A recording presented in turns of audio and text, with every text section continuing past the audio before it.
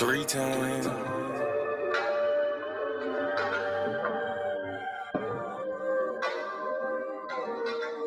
4 times.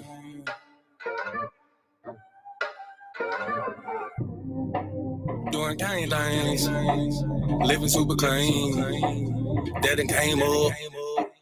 Can't control us. 1 time for the men doing cane thing. Dead fresh to the T, living super clean. 3 times for my foe that done came up. 4 times cause the man can't control us. 1 time for the men doing cane thing. Dead fresh to the T, living super clean. 3 times for my foe that done came up. 4 times cause the man can't control us. Look at you done came up now.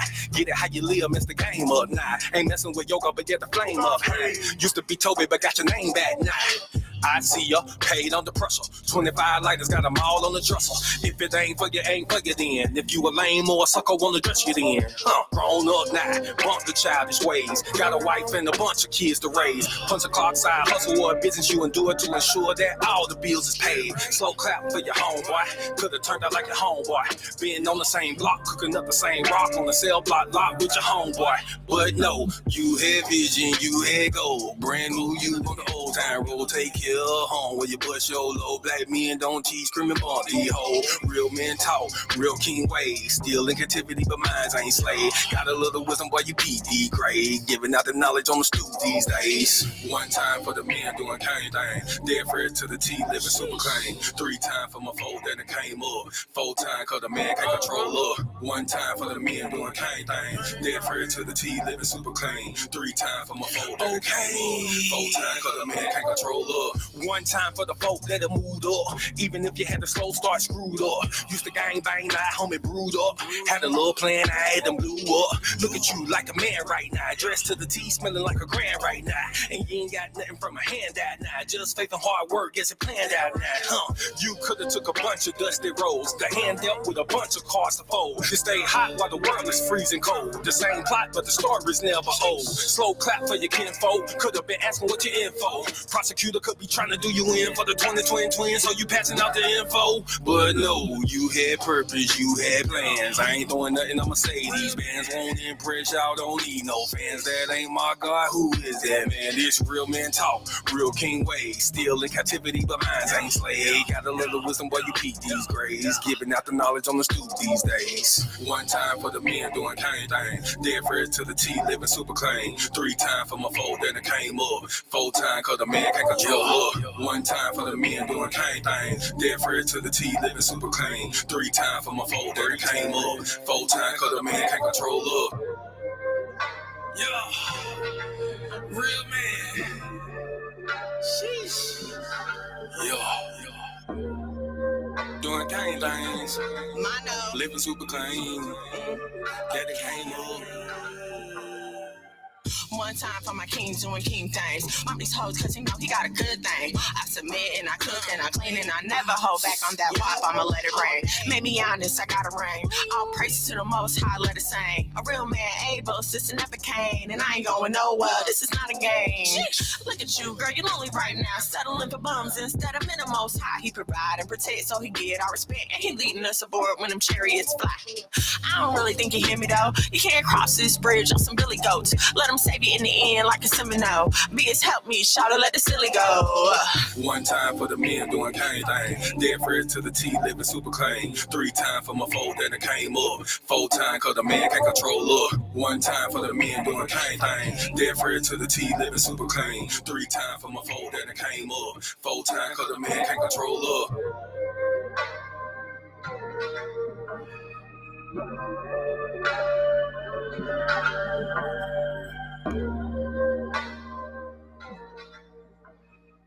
Shalom and shalom, sisters and cousins, and praise the Lord, saints. It's your favorite housewife, Miss Mono. Hold on. There we go. I have a special guest with me. Come here, where you going? From Paxton. Say hi. I'm your favorite children. They're my favorite. Oh, is that y'all their favorite children? Okay, it's your favorite children, Paxton and Atticus. Oh, that's so sweet. Paxton just wanted to say hi to you guys because he's usually asleep at night when his brother comes out. I don't want none of your back washing my cup, sir. I'm not Okay, love y'all. Y'all can come back at the end, okay? Love you. Thank you. Everyone's favorite children, you guys. Paxton and Atticus. Hopefully, Paxton will stay up and come back and kick it with us this evening. But you guys know how it goes down here. Good evening to you all. Happy Thursday. Shalom and shalom. Thank you for being here with me. You could be anywhere on this worldwide internet, but you are here with me.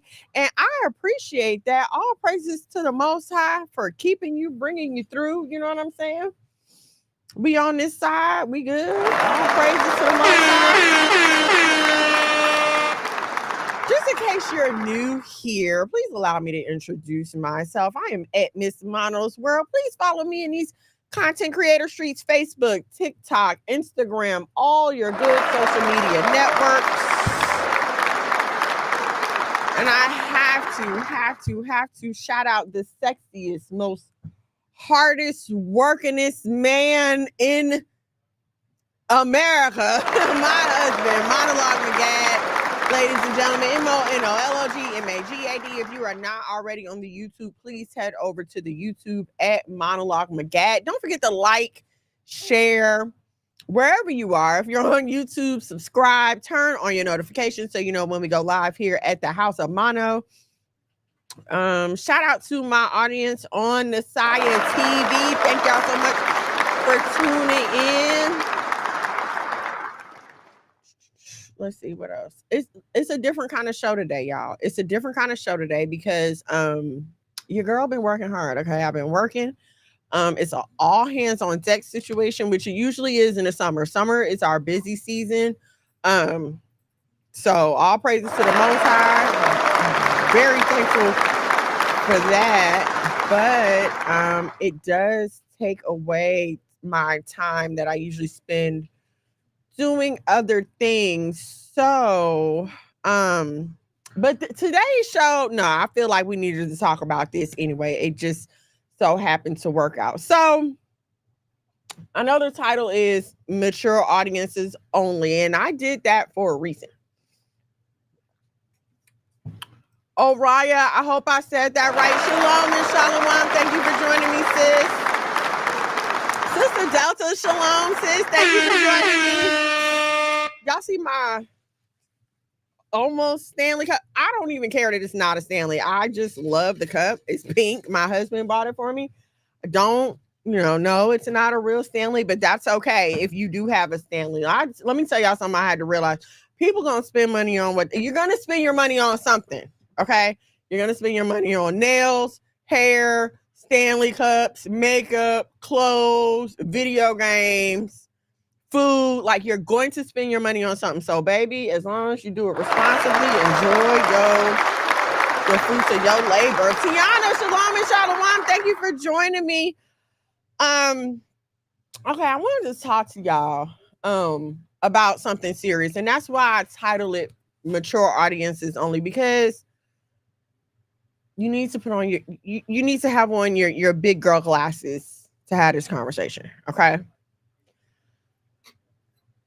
We all know, we've all seen the Diddy and Cassie and the lawsuit and the videos and the apology and all the stuff. So we've all been keeping up with what's been going on, I hope. And there's an aspect of this that keeps getting overlooked. What's up to everybody on the IG? Head over to the YouTube at Monologue McGad, MONOLOGMAGAD, so you can be a part of the conversation. There's an element of this that keeps getting overlooked, and I feel like it's doing a disservice to us as women. Right? The whole Angelina, shalom and shalom. Thank you so much for joining me.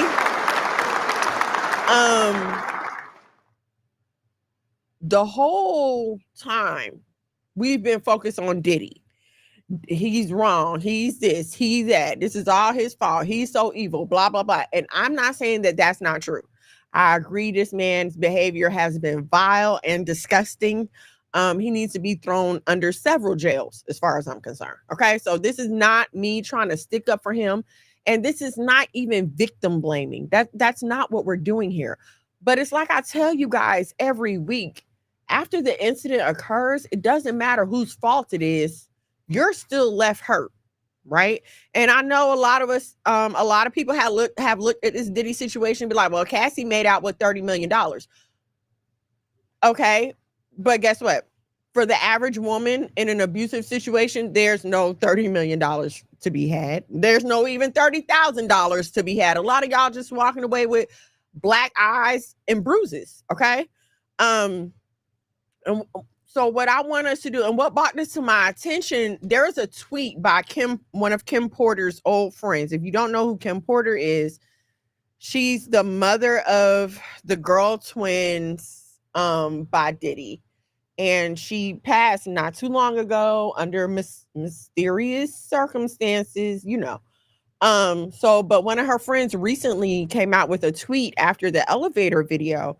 And in the tweet, she said, like, Cassie knew that Diddy was abusive to Kim Porter. Okay. She knew it. She had witnessed it.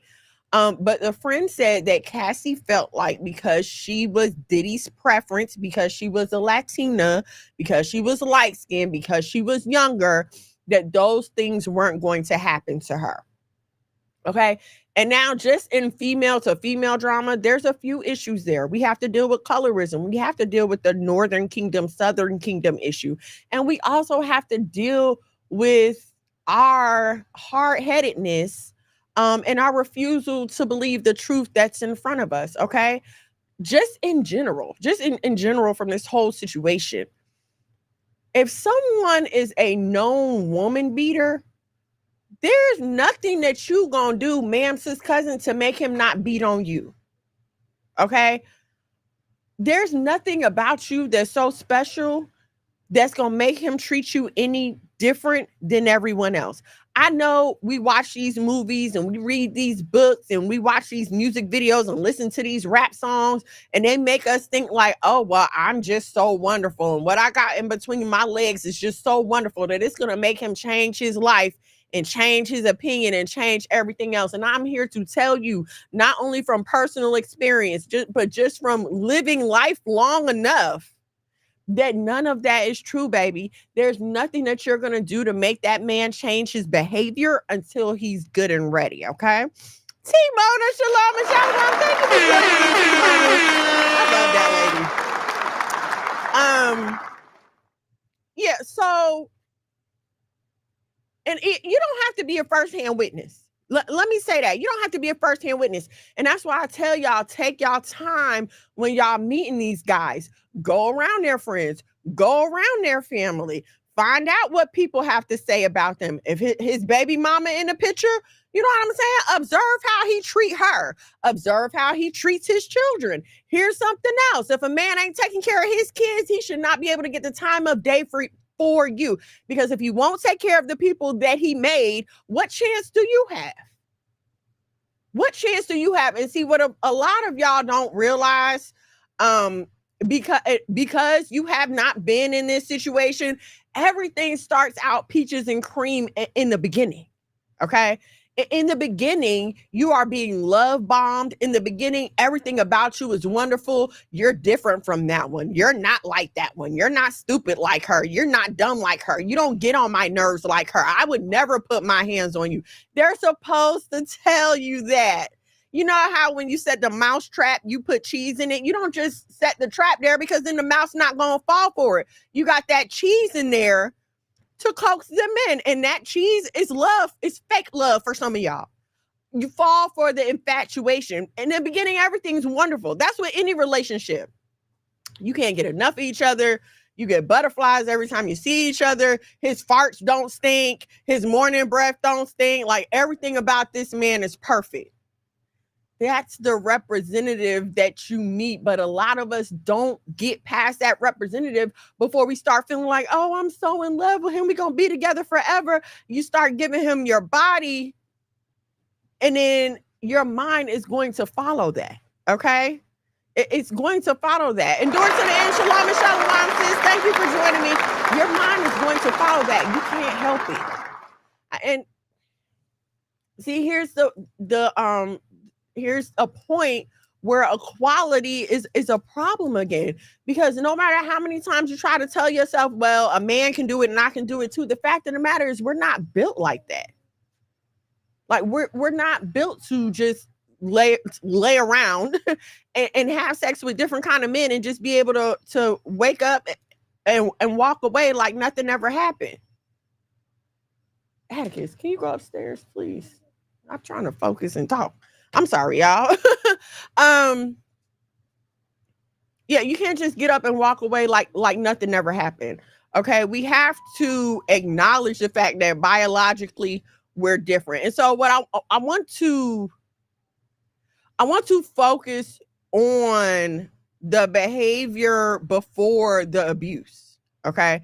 Because this is what we're missing, right? Everybody want to come for Diddy now and, you know, badger him and punish him and get rid of him and destroy him. Yes, but that does not take away the abuse that has occurred in these women's lives. There are women out there who ain't getting $30 million. You see that now because of all these lawsuits popping up. Everybody not coming off like this.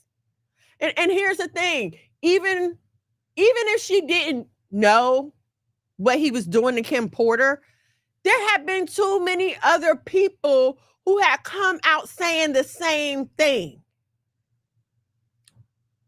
Biggie's mother, I don't know if y'all remember when Biggie Smalls died, his mother came out trying to expose Puffy. Shine when he went to jail. G-Dep, Craig Mack, who else? Aubrey O'Day had her stories. Different people from like the Making the Band shows and stuff like that, they all were coming out with their stories. And it's one thing if like maybe one person has a bad story about you, then maybe, you know, you was just having an off day.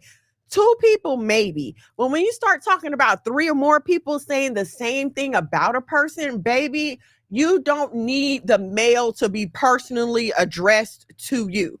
Okay, it's like when they put them emergency broadcast alerts on the TV, your name is not on the alert, but it still notifies you when you pay attention to it. And this is the problem when we start having sex too soon without getting to know these men. He done hit that secret spot on the inside of you that you didn't even know existed. And now you can't tell up from down, right or left. All you know is whatever he says. And you know how you know what I'm saying is true? Look at how he beat that woman. How else can you explain her staying?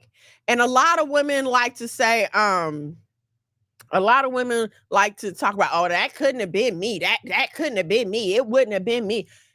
You don't know what kind of hold she was under before that. A man don't just start beating on you the first day. Like he don't just walk up to you and be like, hey, how you doing? You know, it's never like that. There's manipulation. There are mind games that are played. Like you have no idea the trauma, the steps, the grooming that she had to go through in order to be convinced to accept that kind of behavior. And this is what I need y'all to understand. When you're on the outside of the situation, it's easy to look and point and say, that couldn't have been me. I would have never did that and da-da-da-da-da. But baby, I'm a living witness. Don't be so quick with your tongue to talk about what you will never do, or that very same incident will visit itself upon you. I used to be one of them women, so I would never know until it happened to me. Okay, it can happen. Now, let me say this. Abusers know who they can abuse. They look for certain personality traits. They look for certain weaknesses. They can sense and smell your desperation. There are tests that they perform to see exactly how far you're willing to go or how much you're willing to take from them. Okay, so again, it's not like y'all act like it's the same thing as a man walking up to you in the street and punching you. Oh, by all means, like I'm pulling out the strawberry ice cream and your family is going to have plans for next Saturday. Okay, it's not the same thing. This is a long, arduous process. It's like how you start a job and everything is cool at the job, and we're all family here, and they promise you a raise every 6 months, and you gonna get all this overtime and all these days off. And yeah, everybody's really cool here. And then as you keep working that job and you start finding out the truth about the job, but by the time you find out the truth about the job, you've already started getting used to that pay. You've already adjusted your lifestyle to those paychecks. So now how you gonna go without this paycheck? It's the same exact thing when you see these women in these abusive situations. So please, like, have a little bit more sympathy, you guys. I remember when Biggie's mom came out with, listen, when somebody's mother tells you about them, that you don't need nothing. Listen, my ex-husband's mother told me she didn't want me to marry her son. And I should have listened to that lady. I should have been like, you know what? You don't want me to marry your son. I will gladly oblige. When someone's mother or even your own mother, okay? When mama talks, y'all need to listen. I know we are in this generation now where grandmas are 30 and mothers are 16. I get that, but I'm telling you, it's still some wisdom left around here. It's still some older women who are not ashamed to be older women, who have no problem telling you the truth about what's going on if you're willing to sit down and listen. The problem is we keep telling y'all and y'all don't want to listen to it. After a while, it's like, I'm not going to keep wasting my energy telling them. They just going to have to find out for themselves. Uncle Man, shalom and shalom. Thank you for joining me. Usually men with those issues are charmers. Serious charmers will charm your socks off, will offer the world to you, or as much of the world as they can afford at that time. Will offer you will sell you the dreamiest dreams and have you fall. And see, this is the problem, because you be like, this is too good to be true. Like your spidey senses start going off and you know something's wrong, but you so desperate and you so thirsty for somebody, anybody, please love me, that you keep on going even with all the warning signs. Y'all, it's like running a red light, blowing through a stop sign. You just keep on going. And here's what I also want to let you know. You're looking at all these women online pouring their heart out for Cassie, and oh my gosh, I'm so sorry this happened to her, and she wrote her nice little letter. And I'm here to tell you, baby, that in real life, exiting an abusive relationship or exposing an abusive relationship is not like that. You're not going to get sympathy from your family. I had a member of my family tell me that it was my fault that I was in an abusive relationship. Someone in my own family looked me straight in the face and was like, well, you the one that stayed there. It's your fault. And I'm telling you this to let you know that, like, don't go out here thinking that, oh, I'm going to experiment and, people are going to be here to catch me because they know what I went through and they've been there. And no, it's not like that, babe. It's not like that. You are going to have to deal with those repercussions on your own.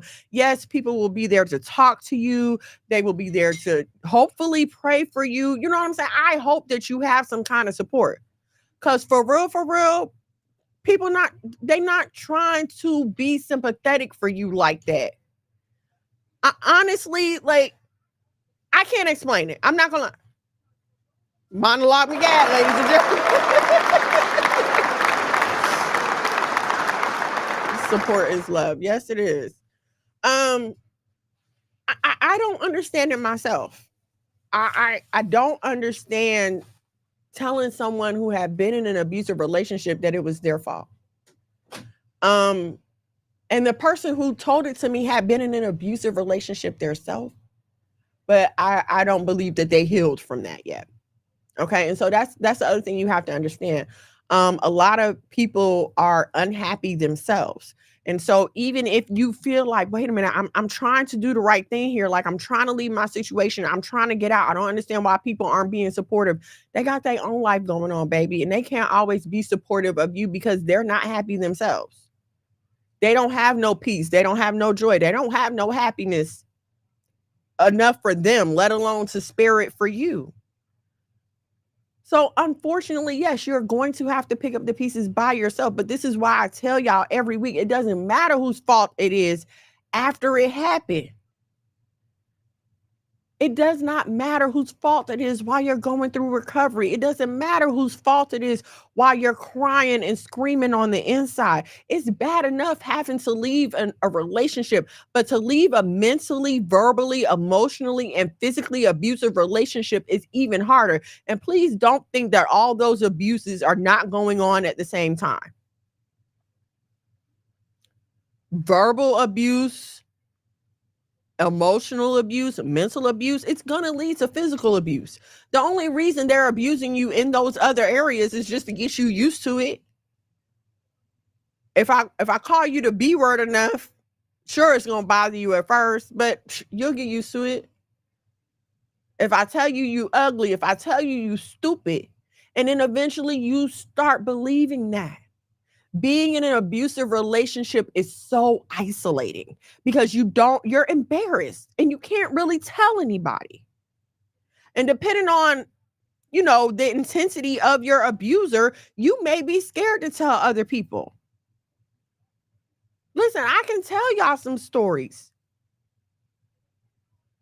of people who I thought was supposed to love me and I thought was supposed to protect me, but instead they was exposing me. Telling people where my parents lived. I don't know why y'all don't get it. The streets don't love nobody. We all sit up here struggling for this fame, this fortune, these likes, and this attention for what? Your life is not going to change just because you get 10K, 50K, 100K followers. Yes, more people are going to know about the crap show that you've made of your life, but your life is not going to change without you doing the work. You will ignore everything else going on in your life, striving for fame. And for what? Because it's not like fame always pays these days. It's people that go viral and their life don't never change. They might get a couple of bucks to pay a light bill.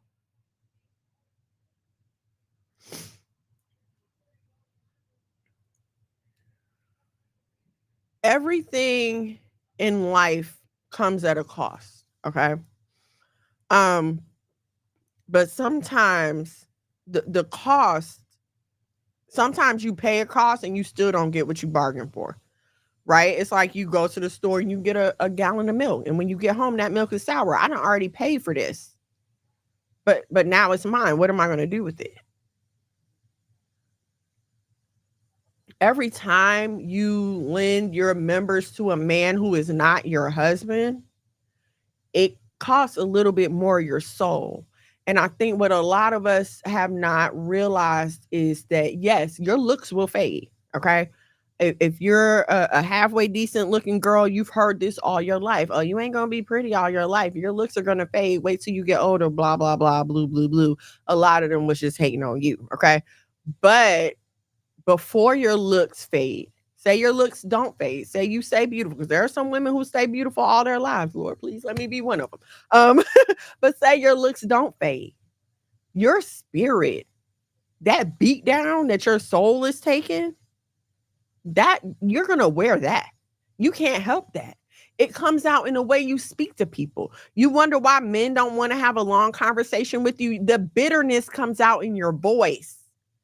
As soon as he hits you with the, hey, how you doing? Your answer is stank. Like your spirit just immediately changes, and not for the better.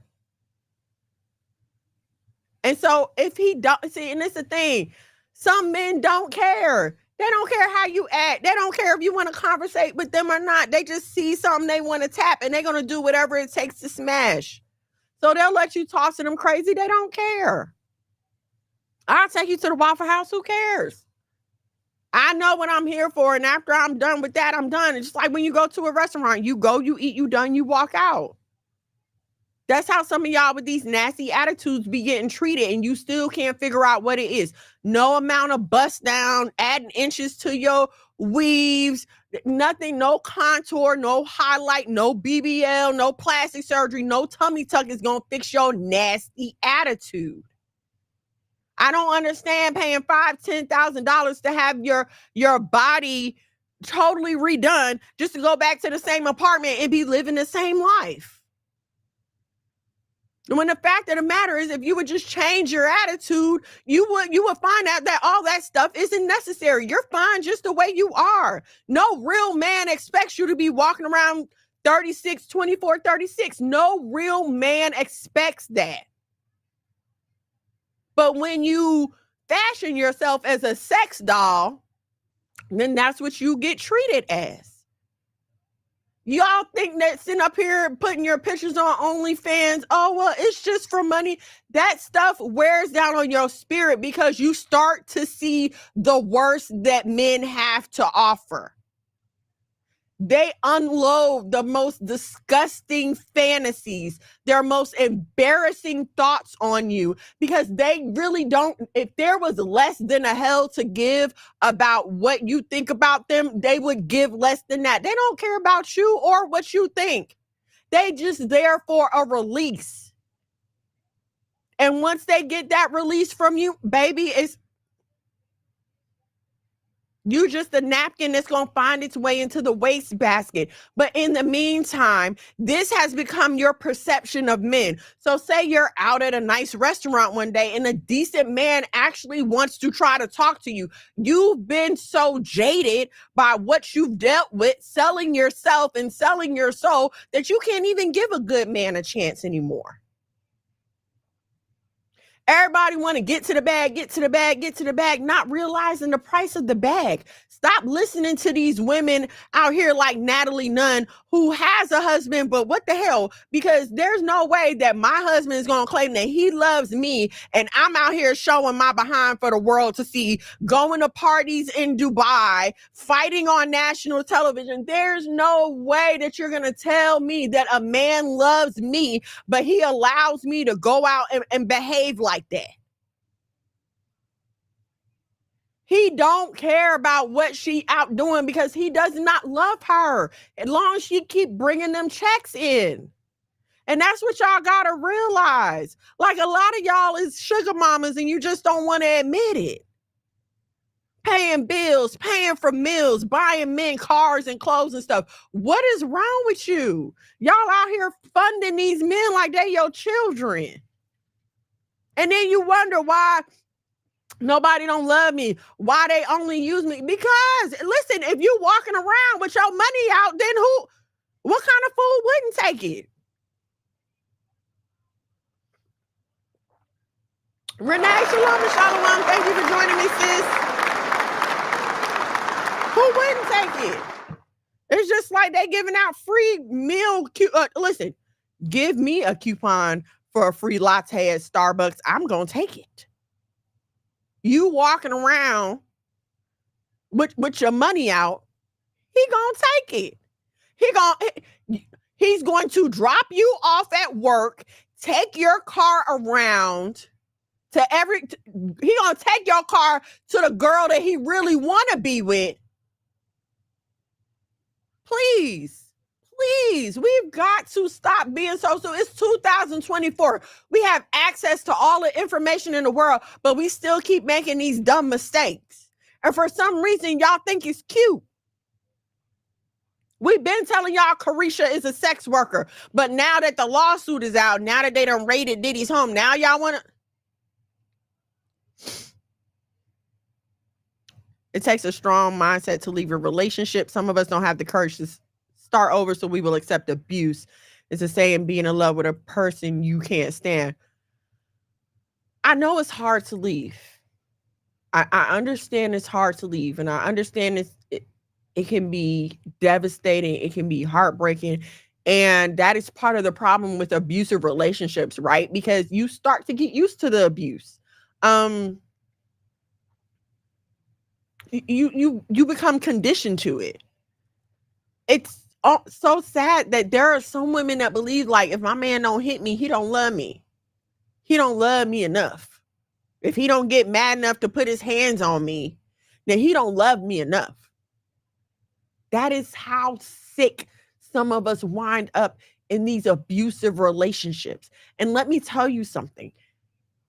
The damage will take years to be undone. It will take years to be healed from. And then and see what you're doing now is you're creating another obstacle for the man that you're supposed to be with to have to overcome. It's easy to say you're healed when you get out of a relationship while you're still single. Oh, it's easy to say I'm healed. You know, I'm good. That didn't affect me. I'm better now. I'm fine. I'm ready to be in a relationship until you get in a relationship. Because the fact of the matter is you're going to have some bad days and some bad times. Even in a healthy, happy relationship, you're not always going to get along. There are going to be intense arguments and heated discussions. But because you've been in an abusive relationship and because you're used to those heated discussions ending with a knock upside your head, you don't even make room for your husband to express himself emotionally because you've been so conditioned to think that, oh, as soon as he start raising his voice, he about to hit me. I'm out of here. I'm telling y'all something that I still to this day deal with. It's been 20 something years. I still to this day, my husband's voice get too loud and he's not doing nothing wrong. He talking. We're talking. But it's a problem for me. Like my brain immediately shuts down and I walk away because I don't know what's going to happen now. And please hear what I'm saying. This is what I want y'all to understand. It took a lot for my husband to deal with that. And I'm so thankful and so blessed that he decided that I was worth sticking around and dealing with that. But wouldn't it have been better for me and for him if that had not been an obstacle that we had to deal with?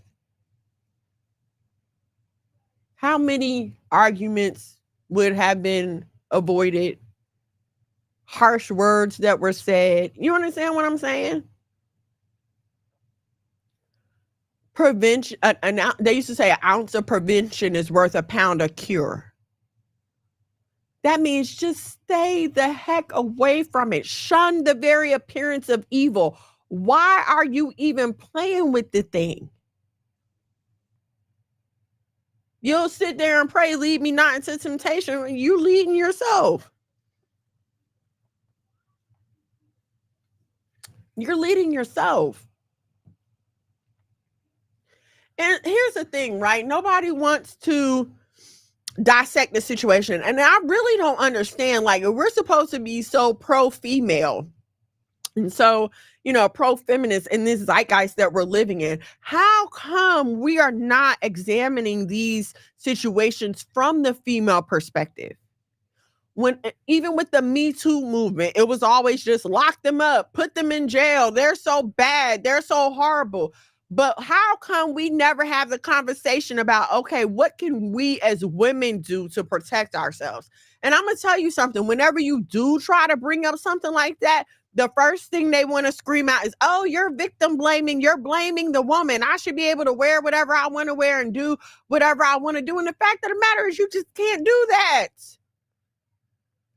You cannot. That doesn't make any sense in any area of life. You don't pick up a hot cup of coffee and just put it to your lips. You don't just walk out in the middle of the traffic, do you? Listen, for us to be as enlightened as we are, for us to know so much about freaking mental health and be so educated, I still don't understand why you can't understand that there are other men out here who cannot control themselves. I'm not talking about every man that you walk by, okay? But it's just like the snake analogy, right? If a green snake bites me, well, green snakes don't bite, but y'all understand what I'm saying. If a green snake bites me, I'm avoiding all green snakes. I'm going to be careful when I'm approaching green snakes because I don't know if this is one of the ones that bite. But it's like, y'all don't get that. And I've noticed a pattern that women who are in one abusive relationship will usually leave that one and go to another one. It's like we're not learning anything in between these experiences. Why? The only focus is everyone get the man, get the man, get the man, not improve the woman so that we don't have to go through this anymore. And so this is why I wanted to have this talk with y'all, because listen, I don't care what happens. Prevent yourself as much as you can from being in these situations. And I know nobody's supposed to say this. Oh, things just happen to me. That's not true, boo. Things don't just happen to you. The life don't work like that. A man don't just wake up one day and bust you upside your head like that. Y'all seen that video? Not like that. It don't just happen like that. And instead of us taking a step back and saying, okay, what can we learn from this? Nope. All we want to do is put the man in jail, get the man out the way, be done with him. But in every experience, there's supposed to be a lesson, right? And you don't necessarily have to experience something to get that lesson. Lord willing, you can hear people's testimonies. I mean, the Bible said we overcome by the word of our testimony. Hopefully you can hear people's testimony and be like, you know what? I would like to avoid that kind of trouble in my life. I think I'm not going to do that. That's what you're supposed to be doing. But for some reason, it's like y'all will hear somebody's testimony and be like, well, I think I can do it better. I mean, that according to Kim Porter's friend, that's what happened to Cassie. She thought she could do it better.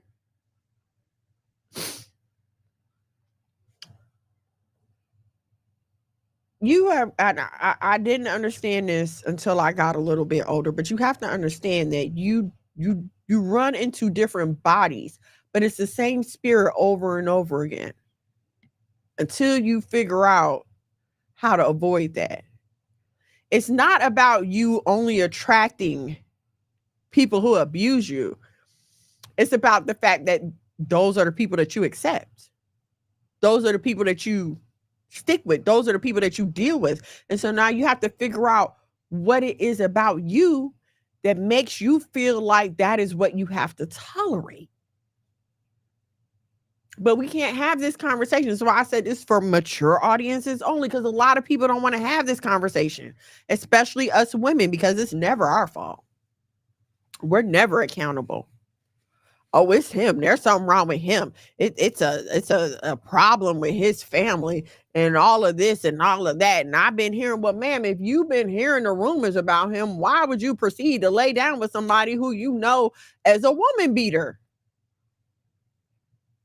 Why?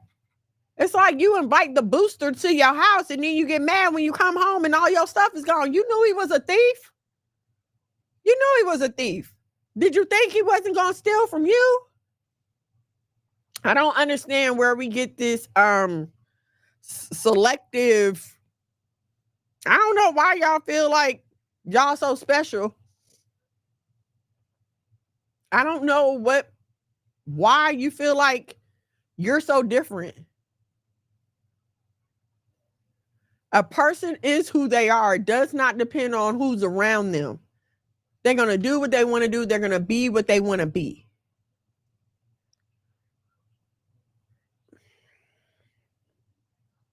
Oh, here's a good point, Uncle Man. And this is true. Stop chasing evil. Most women don't like good men. They like evil men. And that is true.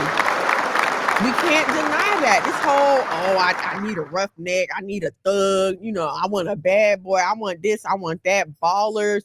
Whatever y'all want to call them these days. Y'all not picking the men you're supposed to be picking.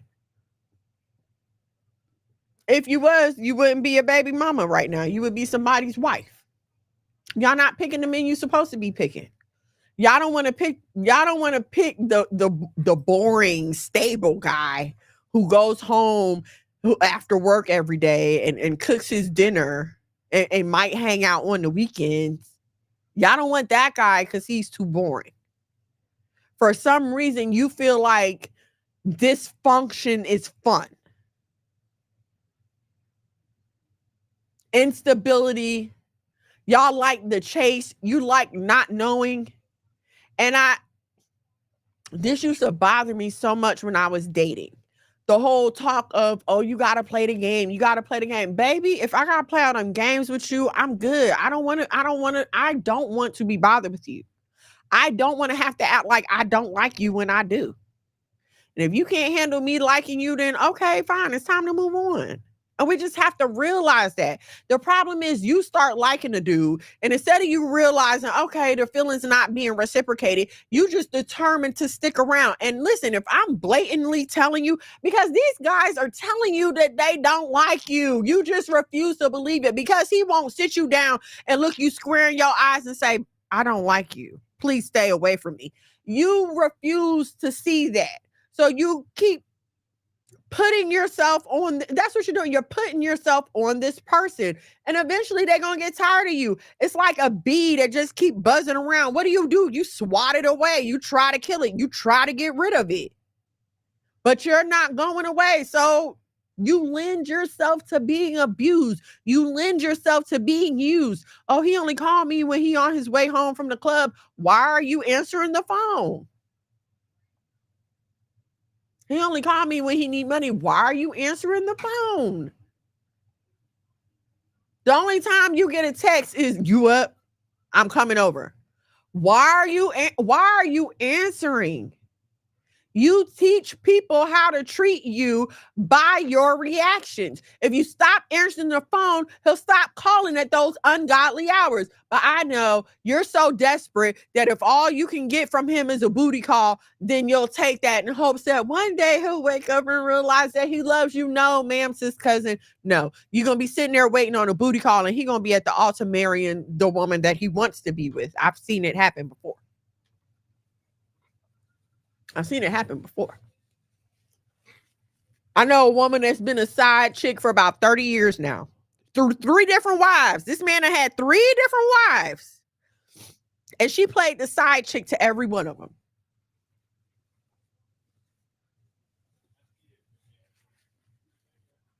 And so standing on the outside, right, all of us are like, oh, that's crazy. Who does that? It's the mind. She can't see her way out of this situation. She can't possibly fathom that there's anything better out there for her. So she just got to keep playing this man's mistress. Stop setting yourself up to be trapped in conditions that you don't want to be in. The moment you walk in, you're setting yourself up to be trapped. Listen, I don't like haunted houses. The last time I went to a haunted house, I got so freaking scared. And I have not been to one since. I refuse. I will not do it. Why? Because I know that is nothing that I want to be trapped in. I was in a relationship many, many moons ago. And I remember I walked in and I saw something from another woman. I did not step foot back in his house after that. Because I don't know. No, I'd already seen it. I'm good. I already figured out what's going on. Here's the answer. I'm good. You ain't got to worry about that. And he comments and he's like, dang, you don't play, do you? No, baby, no. You're not going to get more than one opportunity to hurt me. Why? And see, y'all keep going through that because y'all think that's cute. Like, they've got you convinced that this is some kind of competition and that you in competition with all the other girls that they talk to. And you think it's cute. I'm telling you, it's not. You're wasting your time. You're playing yourself out. It's not a real competition. He know who he like and who he want. You're just a placeholder for when she's not available, when she's at school, when she's at work, when she's handling her business, because that's the woman he wants to be with.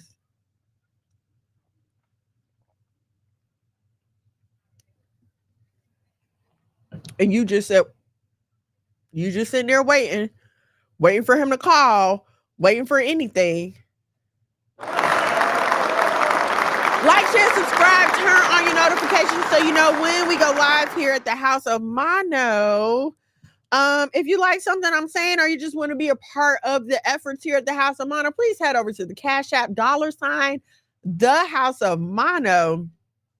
If you would like more information about F3, if you would like to buy your tickets, if you would like to become a volunteer, if you want to be a vendor, a sponsor, if you'd like to donate, head to 3mgmusic.com. Early bird specials will end June the 1st. Today is May the 23rd. So in 7 days, it's going to be May the 30th. And then the 31st is Memorial Day. And then that Tuesday, I know Memorial Day is usually on a Monday, so that's what I'm thinking. That Tuesday or June the 1st, I don't know what day of the week it is. June the 1st, the prices go up. June the 1st is on a Saturday? That's crazy. Okay, so then the last Monday in May is Memorial Day. I don't know why I always think it's May 31st. That has nothing to do with it. It's the last Monday in May. Okay. So June the 1st is Saturday, okay? So y'all got till Saturday to get things at the discounted price. After June the 1st, the price is going up, okay? So 3mgmusic.com for information about F3 tickets and stuff like that. All right. So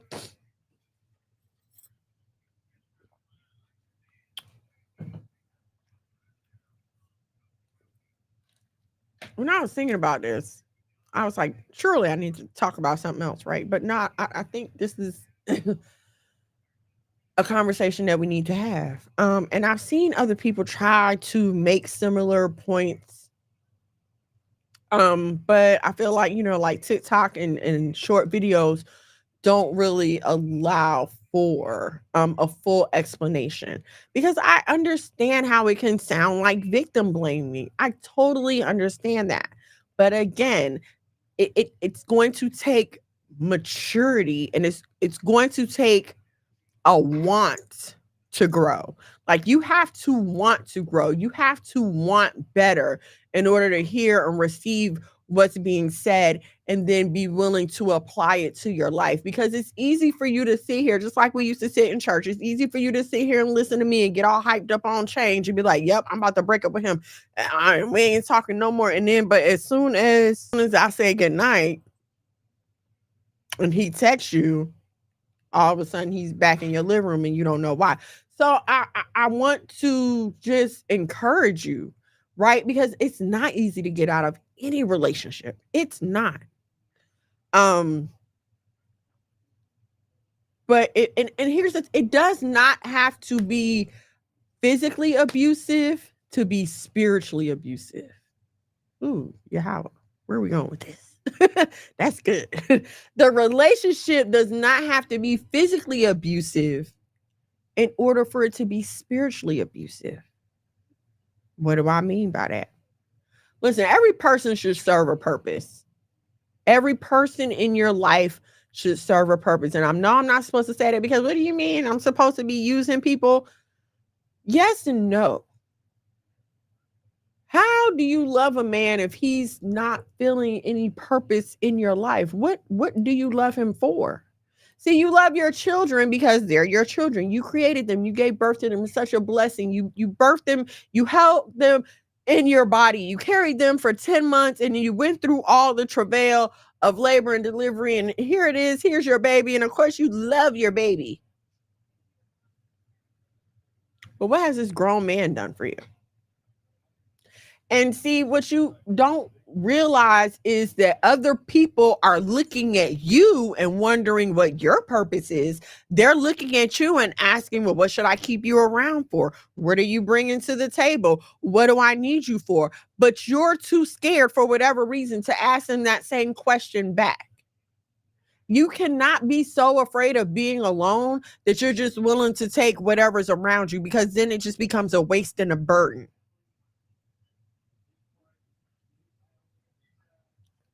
I like the color pink. It serves a purpose for me. It makes me happy when I see pink things. It makes me feel feminine and girly. And so I like the color pink. Okay, but this man is up in your face, wasting your time, not offering you a future. He can barely offer you a present. And I don't mean a gift, I mean like a life right now. He does not think enough of you to call, to text, to make sure you're okay. He can't even provide for you. If you hit him up for lunch money right now, he gonna be looking at you like, shoot, I was just about to call you. What do you love him for? What purpose is he serving? You love your favorite pair of shoes because they make your feet feel comfortable. You like your favorite drink because it tastes good. And see, again, I've said this to you before, unconditional love is a lie. There's no such thing as unconditional love. It's not. Even the Bible says if you love God, you'll keep his commandments. We love God because he loved us first. We can't even unconditionally love the Most High. That should be enough for you to realize that unconditional love is a farce. It is a lie. Unconditional love is so much of a lie that we have mothers killing their own children right now. So, you know what I'm saying? It's not unconditional. It's not for everybody. Everybody's not going to get it. And you should not be giving it, ma'am, sis, cousin. It does. Listen, if that man is not interested in doing his job of providing for you and protecting for you, then why do you have him around? That's an expensive decoration. That is some expensive arm candy. A grown man? For what? For what? Y'all will let loneliness have you living in hell.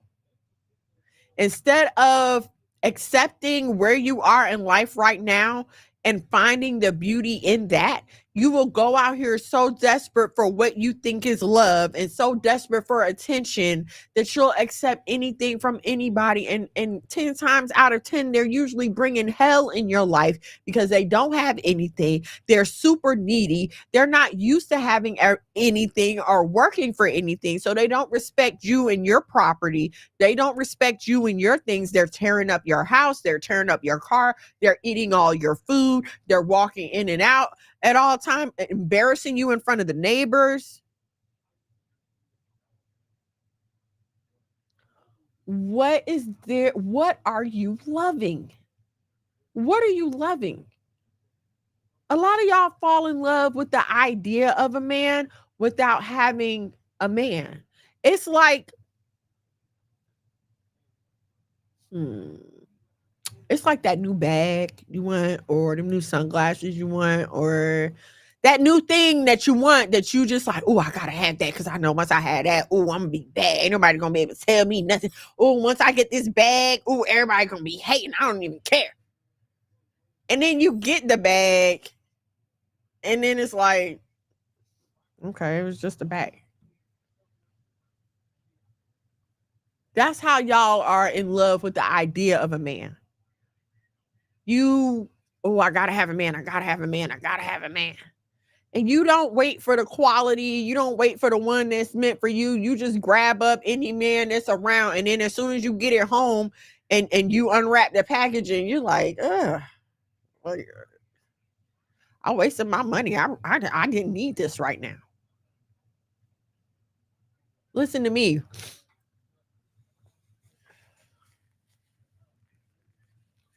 I advise that marriage occurs when you get that marriage certificate and you take them vows. That's what I advise. I understand a lot of you live by the concept of sex is marriage. And I just want to tell you that is a dangerous concept in this day and time. There's no one to enforce the responsibility. Okay, that man can come and tell you, oh yes, we're a husband and wife, and lay with you and get up and act like he never knew you. And what proof do you have? What proof do you have? When Joseph ran away from Potiphar's wife, she grabbed his coat. Like, look, he tried to lay with me. When Judah was walking around talking bad about Tamar because she got pregnant, she was able to send him back his coat and his ring and stuff and say, remember this? But y'all not getting nothing from these men. He just, okay, yes, I love you. We're going to do this and then we're going to be married. And then he ghosts you the next day or that night. If he won't make a public announcement about you, do not lay down with him. Everybody like to talk about, oh, Ruth asked Boaz to marry her. No, she didn't. Boaz went to the public square because he had to go clear it with another brother or uncle or somebody who was supposed to be next in line for some land and for Ruth. So he had to go and make an announcement like, listen, I want to marry her. I want her to be my wife. It was no secret thing. It wasn't, I can't tell nobody. We're not going to tell nobody. Listen, secrets and lies only lead to worse things. I told y'all last week a story about a young lady, her child's father, they were living together. He went and secretly married somebody else. She finds out and confronts him about it. He choked her to death and wound up burning her body.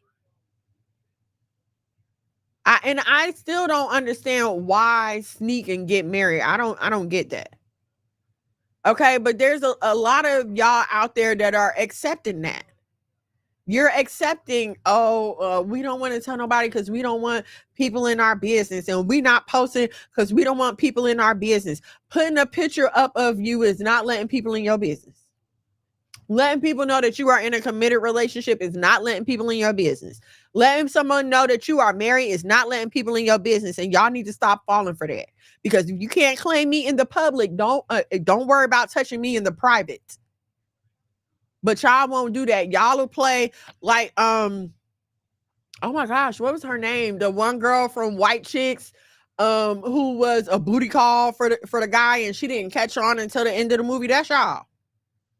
Constantly making excuses.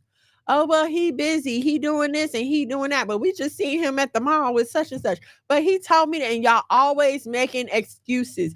Anytime you have to constantly be making excuses for a man, that is not a man that you need to be in a relationship with. It's not. You spend more time defending him to the people that really care about you than you spend actually with him. Why? We have to listen. We will walk ourselves into the trap.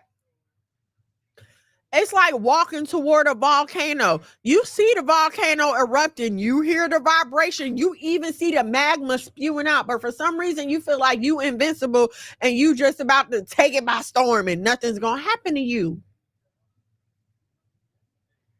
It seems to me that the consequence is even worse when you knew what was going to happen, because now you feel like a total idiot. Like, dang, I seen that happen. I seen him knock old girl upside the head, and I just thought he wouldn't do it to me.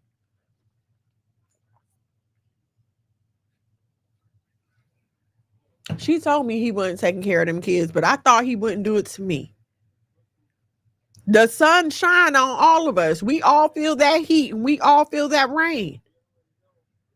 You're not exempt, babe.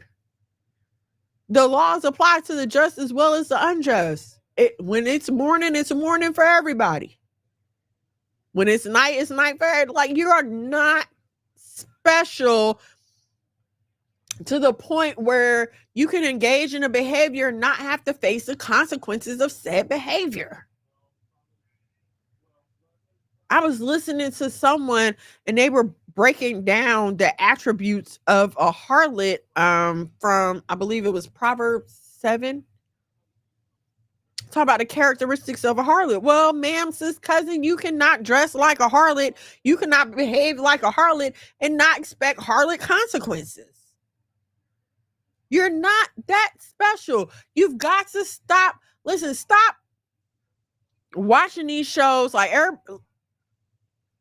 Stop watching these shows and thinking, oh, I'm about to come up like this one. Because guess what? That one that you're watching on that show has already solidified the spot of what you think you want to be. There's no more room for you, babe. There's not room for another Cardi B. There's not room for another Meg Thee Stallion. I think the industry has it's full of hoe rappers right now. Instagram is saturated. OnlyFans is saturated. You know what's not saturated? The number of women who are trying to live righteous and holy. That's not saturated. You know what men aren't finding a lot of? Righteous women. They have no problem finding hoes out here.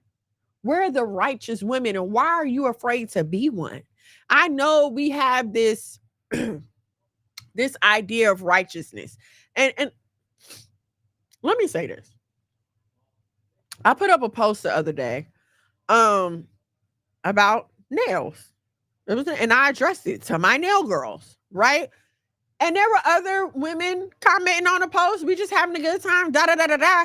And then here comes someone who I was not even addressing it to, talk about why that's so stupid or whatever she said. And it just struck me. It's like, why are we so mean to each other?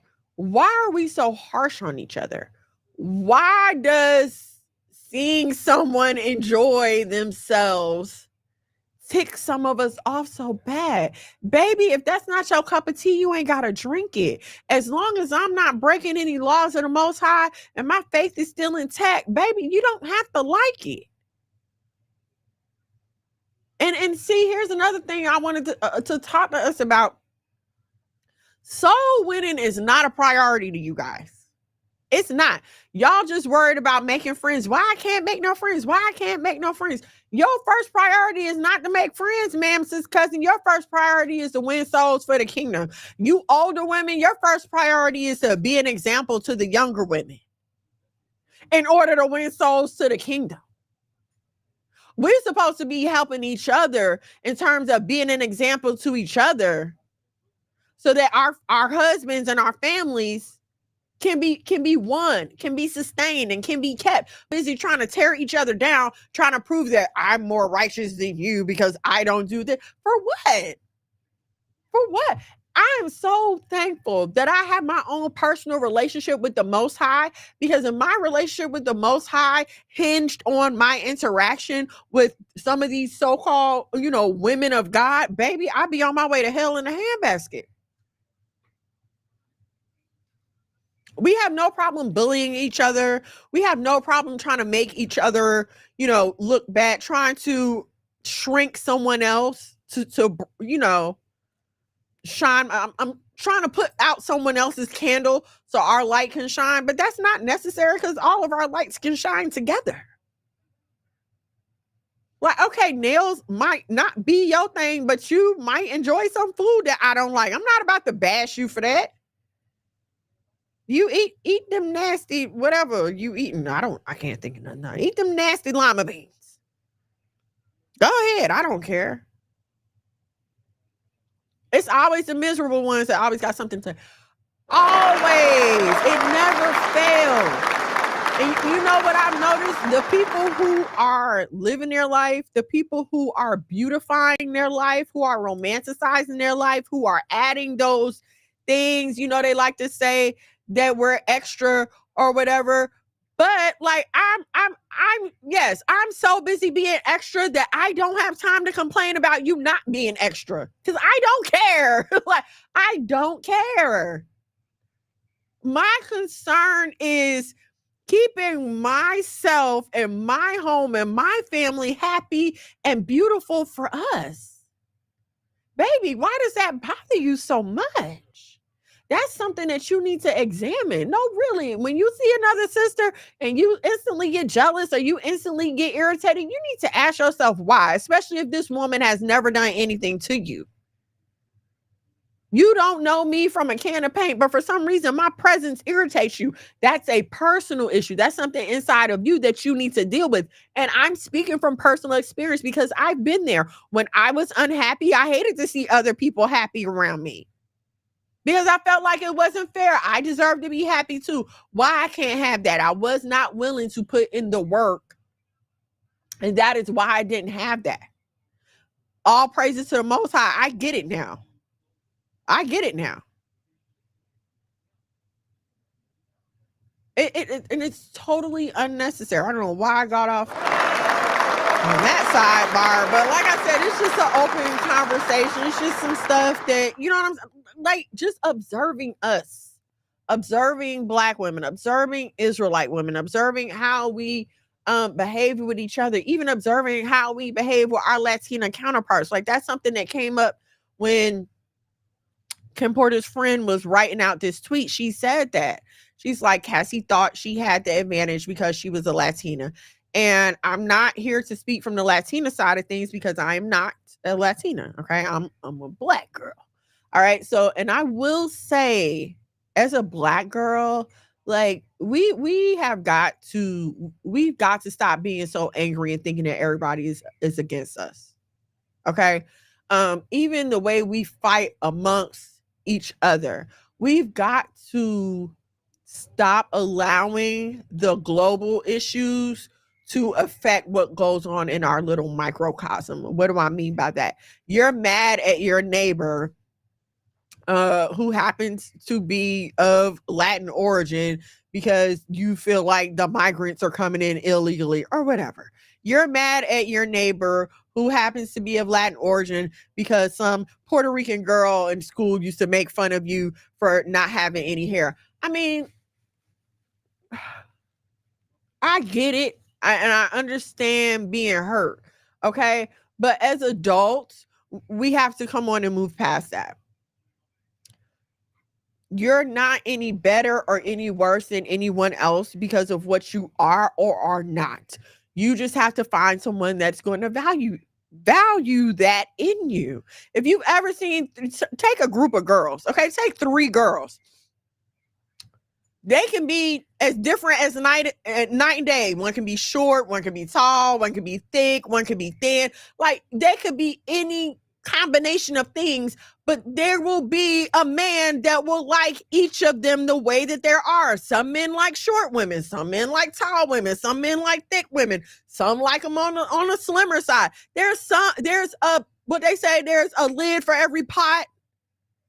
But you're trying to change the shape of your pot to fit someone else's lid. And that's just not going to work. This is how you end up in situations with people who don't like you. You know how you know when a man don't like you? He stopped calling you. He stopped texting you. If you got to call and text him first, he don't like you. He doesn't. Listen, I don't care how many times you call and check. I just want to let him know. He knows. He knows. And he don't like you. And that's okay. I'm not a fan of all shades of blue. That's fine. I don't care for bright yellow. Okay. It's literally like, we have to stop acting like when someone doesn't like us, that it's a personal rejection of us as a person. It's not a rejection of you as a person. It's not, you know what I'm saying, the whole world looking at you like, oh, you're not good enough. You're not this person's cup of tea. I prefer Earl Grey to a black tea. I don't want chamomile. I mean, it's just as simple as life choices that people make. I like Nike over Adidas. It's just that simple. We put the emphasis on the wrong things. Like, you care more about a person liking you than you care about yourself having sex with that person. Because y'all will give it up quick. He ain't even got to prove that he really like you. Y'all will just give it up. And then it's like, oh, well, if he like me, he come back. That is so crazy. That's like me letting you take the test car home. I ain't got your license. I ain't got your ID. I ain't got nothing. I'm never going to see that car again. There's nothing so magical about you that everyone in the world is going to fall in love with you. And I'm going to tell you something that I've learned. I'm weary of any person that everybody likes. You understand what I'm saying? Like, everybody likes you, then you're phony. You're phony, because there's no way that you're keeping it real, like really real, and everybody likes you. Girl, you lying.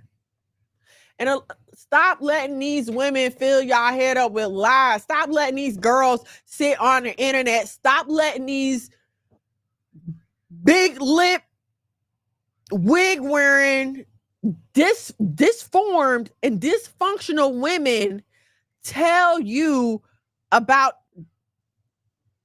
their whole stories.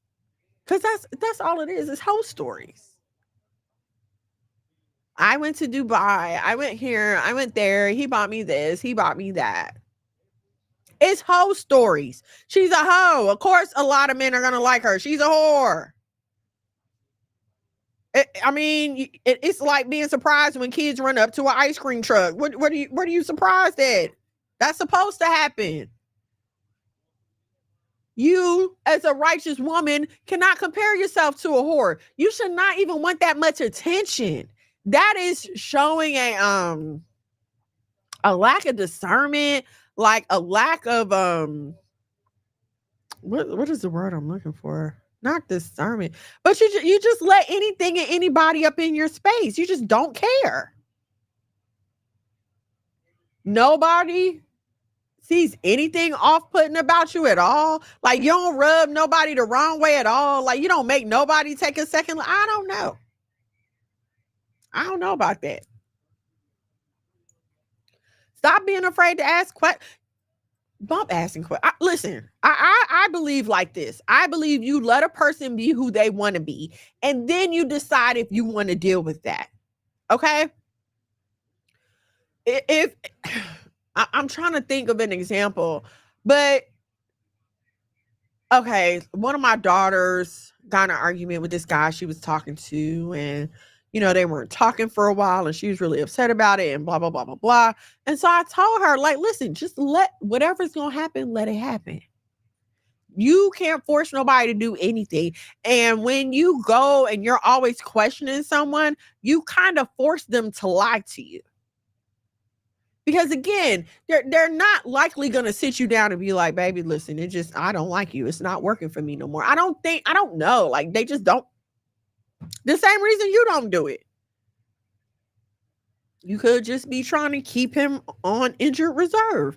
Okay, I'm going to just keep this one around for when I'm bored. Okay, I'll just keep this one around for, when my self-esteem need a little boost and I need some compliments. I mean, it's the same exact thing. That's why you're being kept around. When his self-esteem when his ego need a little boost, when he bored and he wants something to do, when it's a snow day and he want a home cooked meal and he know you'll cook for him, so let me keep her around.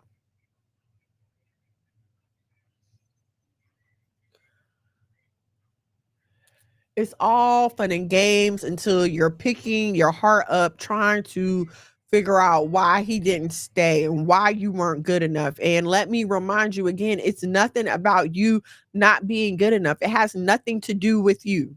It has nothing to do with you. It's as simple as I prefer Nikes over Reeboks. It's as simple as that. Reebok don't take it personal when people don't pick them. They just market to the people who will pick them. They're not over here trying to win the Nike customers. They over here appeasing the Reebok customers. And instead of you realizing how to appease to your customers, you over here trying to appease to somebody else, and they don't even want you. They're not searching for you. You over here trying to be a wife, but you're over here, you appeasing and tricks and whores. They don't want you. It's like, I don't even know how to, I'm trying to think of examples of how to explain it. My phone died and there's no charger down here. Boo.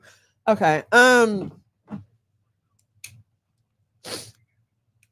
mean, it really is just that simple. And I wish that people would just talk more about it instead of I wrote this article not too long ago, and I think it might be out in this month's issue of the Light Hebrew magazine. But I wrote an article. Now I'm forgetting about the article that I wrote.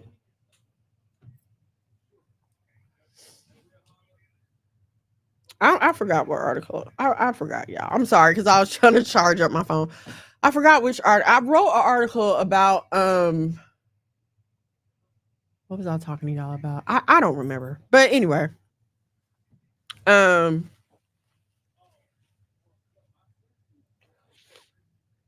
can't remember what I was saying. Yeah, but okay, I know what I was about to say. I wrote an article not too long ago, called Why I Hate Self-Help Books, or How Reading the Bible Made Me Hate Self-Help Books, right? And one of the things that I explained in the article is that through reading these self-help books, it makes you feel like you can write your own destiny regardless of what the Most High has already said for you. So like, you're in control. So whatever you say has to occur. But I made a point of, look at the people that got left behind in the ark when Noah and his family boarded the ark. And maybe some of them started to see it rain.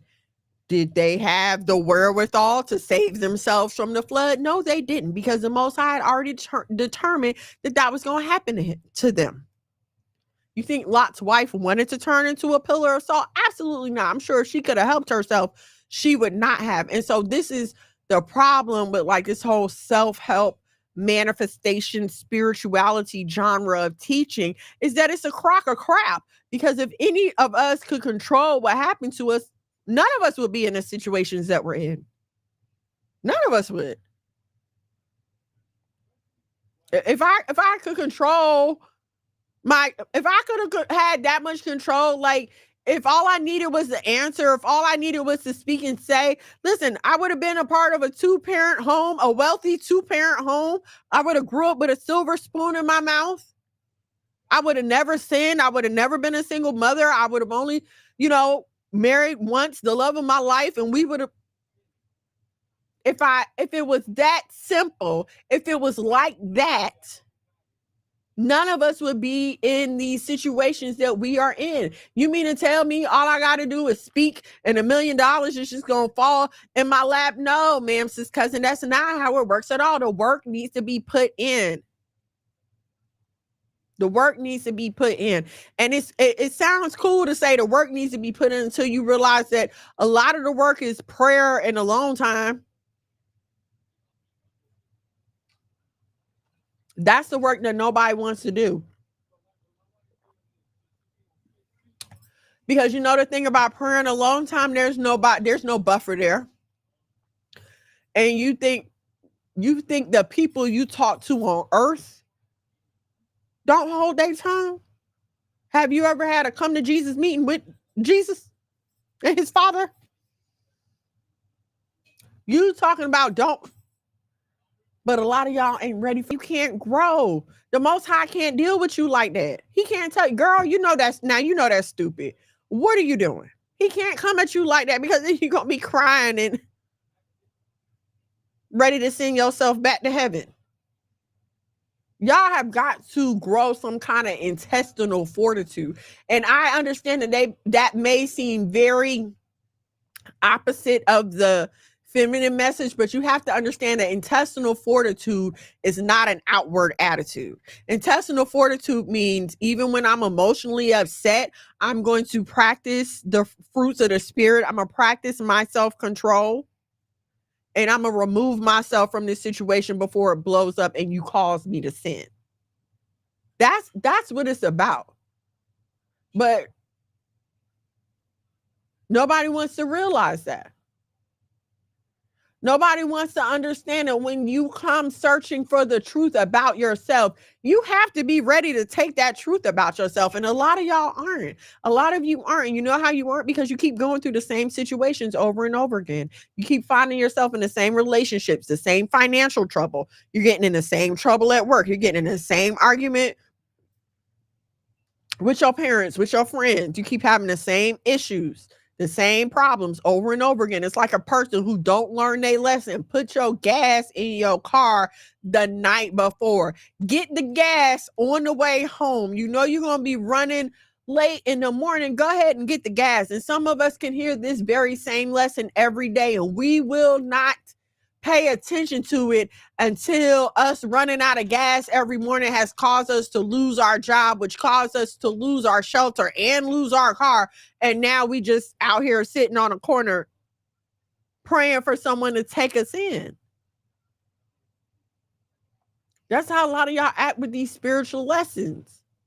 The Most High will tell you, leave him alone. Stay away from that. Don't leave him alone. Stay away. Leave him alone. And y'all won't listen until you bought to an open shame.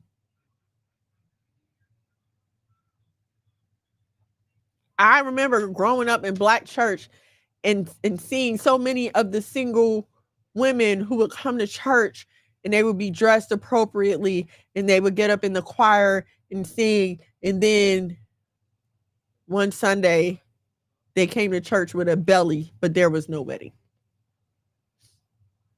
There was no marriage. It's just a baby all of a sudden.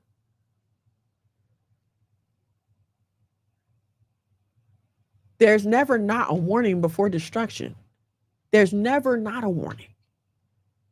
There are multiple warnings.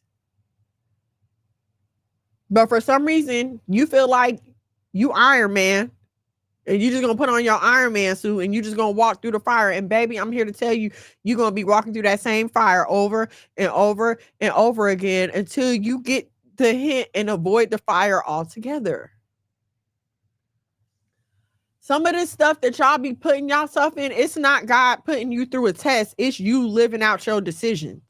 Stop blaming everything on the Most High. Stop feeling like, oh, I went through this bad thing, so now I'm qualified to be a leader. No, ma'am, you just went through making a dumb decision. You're not qualified to teach anybody. Sit down and learn something. Avoid the dumb decision a few times, and then maybe I'm listening to your witness. But baby, don't try to come ministering to me dealing with the hurt of a breakup. And unfortunately, Black women, that's what a lot of us like to do. We like to feel like, oh, we done been through something, so now I'm going to tell everybody, girl, please sit down. Have several seats.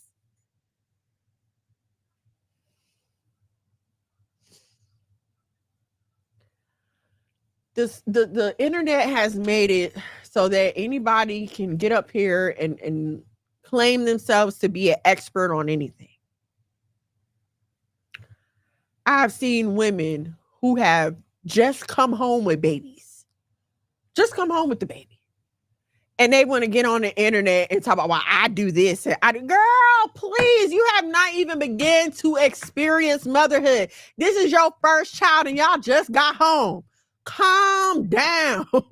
You have not even begun to discover the things that you don't know yet. Calm yourself down and be teachable. Y'all get married and then 2 months later, you feel like you can give other women advice on how to be a wife. How? You knew yourself. You just got to the party. Listen, it'll be 10 years next month for us, but baby, I'm wise enough to know that I don't know everything. And yes, all praises to the Most High, we made it 10 years. But it's some people, 20, 30, 40, and 50 years, I still want to learn from them. I still need to know how you made it. Just like you as a person change, your marriage and your relationship changes. The marriage that you have at 2 months is not the marriage you're going to have at 2 years. It's not the marriage you're going to have at 5 years. At least it shouldn't be if y'all are working together and growing and developing the way you're supposed to. It should not be, because anything that doesn't grow dies. Where's my super suit? I'm sorry, y'all. Like, share, subscribe, turn on your notifications so you know when we go live here at the House of Mono. I understand this maybe wasn't a comforting message, but y'all don't need to be comforted. Y'all need to be alarmed. Y'all need to be alarmed. Listen, it is too much going on in the world right now for you not to have your household in order, whether it's you and some kids, or you, your husband, and some kids. It is too much going on for you as the wife, as the woman, as the mother, to not have your together. It's too much riding on that. And see, we don't understand that. And I get it. We there's just some things we haven't been taught. I totally get that. But you literally got to throw off the veneer that the world wants to throw on Black women. What do I mean by that? Whenever you go to criticize a Black woman, there's always someone there to defend her just off the strength that she's a Black woman. Oh, I support all women. If you supported all women, then you would want them to stop the destructive behavior that we see going on in front of us. Y'all will listen to Cardi B tell y'all how she don't let her child listen to her music, but she'll let your child listen to her music. Go to talk about Meg Thee Stallion and, oh, I don't want to see that. She don't need to be. Well, and you will have an army of women coming to defend her. That's her right. She can look any way she wants to look. She can do anything she wants to do. And again, here's the problem, because guess what? She can afford to dress like that because she has security and a bodyguard. But when you talking to LaQuisha, who just want to go hang out at Club Nubo or whatever, she ain't got no bodyguard. She ain't got no security. So when somebody try her because she's out dressed like a hoe, then what? And I don't understand, because if I see a cat, it's a cat. If I see a dog, it's a dog. If I see a rabbit, it's a rabbit. You don't ever see a bird wearing a snake costume, but you want to claim you're a wife in a hoe costume. The two don't go, babe. And then you wonder why. You ever been to Walmart or something and you've been looking for some chips and you see like some wrong chips in the area, like you looking for the Ruffles and there's some Doritos over there? Like, what are you doing over here? Why are you trying to hide among the Doritos? And here's the thing, we can see they Doritos. The men can see you want to be a wife, because you might be dressed like a hoe, but you are so freaking desperate. Every time they call, you answer. Every time they want to go somewhere, you there. He can call you right now and be like, be ready in 5 minutes, and you're going to have your butt out there. You want to be a wife, but you are dressing like a whore. There's no promotion from whore to wife. I'm sorry. There is not. And I know what y'all gonna say, but there are stories. I've heard stories. You don't know the personal hell that those people have been through. You don't even know if they really happy. Y'all will take people talking on a TikTok video for 15 minutes as a gospel and feel like you can go out in your life and repeat those same results. One thing you need to realize is a lot of people get on this internet and say stuff for attention. They get on this internet and they say things to provoke and to get views and likes and to get attention, and so people can share it. I refuse to do that, because my goal of adding to the kingdom is more important than likes and views. I often but I often wonder, like, how artists, literary art, okay, like Phyllis, oh my gosh, what is her name? I don't remember her name. Oh Lord, please forgive me. I don't remember her name. But you have authors and playwrights who do not get famous until after they've died. And I'm like, man, that sucks for them, because they never got to see the result of their work. You understand what I'm saying? I don't want that to happen to me. Like, I want to add to the kingdom while I'm here. plant a seed, water a seed, the Most High get the increase. Like I want to see that while I'm here. And so my time is never going to be wasted getting on the internet and pulling stunts. Why? That I don't know who's going to see this stunt. I don't know how it could possibly offend them. Now, with the word of the Most High and the truth, if I offend you, that's on you. That is between you and the Most High. I am just a messenger. But now when I'm out here doing foolishness and offending people to the point that now they don't want to hear my witness, now that's between me and the Most High, and I possibly have blood on my hands. And it's never worth it. It's never worth it. This is what your priority is the kingdom for you and everyone around you who is destined for it. But you waste your time in these abusive relationships and these wasteful situations at these dead-end jobs. I don't know what I'm doing with my life. Repent and turn from your sins, babe. Repent and turn from your sins, because the one who has the roadmap to your life is just waiting for you to surrender your will to his. He's literally just waiting for you to say, you know what? I don't have the answers anymore. What are your answers, Lord? What are your answers to my questions? Because I can't do this anymore. It's like y'all want to put the popcorn in the microwave, but you don't want to close the door and set the timer and let it do what it got to do. You trying to hold the door open. Y'all want the food in the refrigerator to be cold, but you don't want to close the door and let the light go off so that the work can be done, so that the refrigerator can stay cold. It's like y'all want to be blessed, but you don't want to let the work be done. You don't want to let go.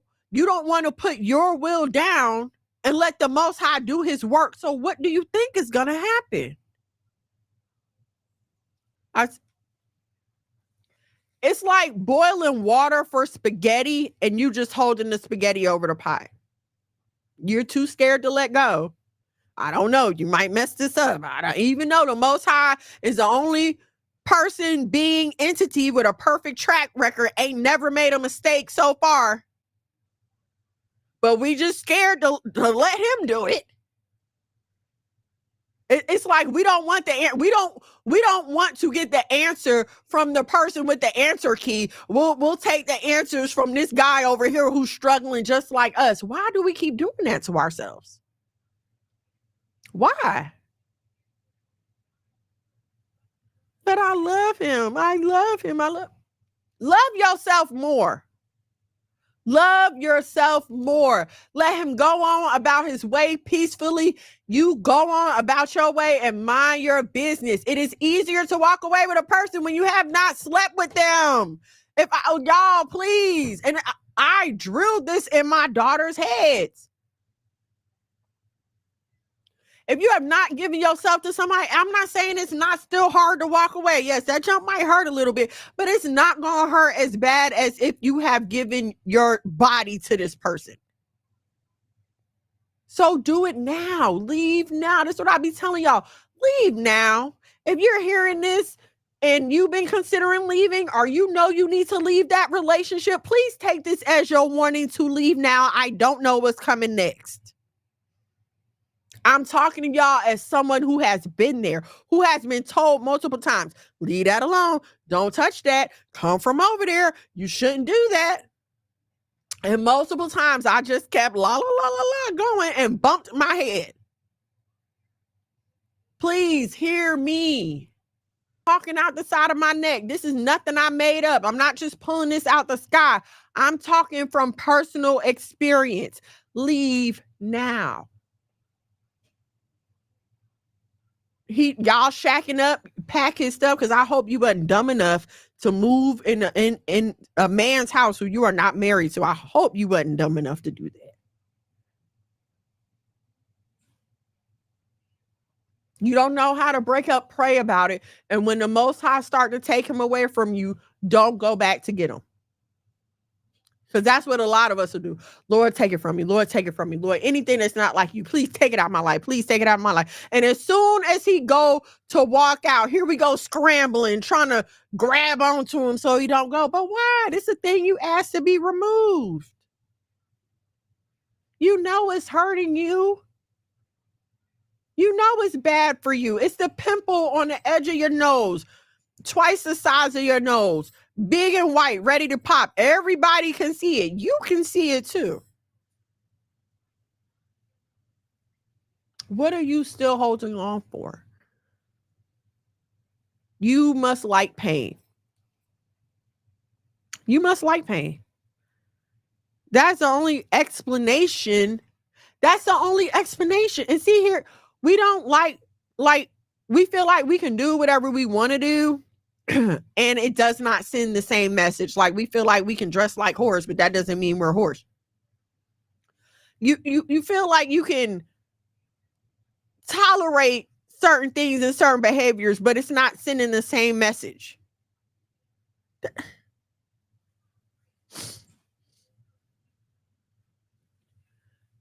If you keep letting someone call you stupid, eventually you're going to start believing that you are stupid.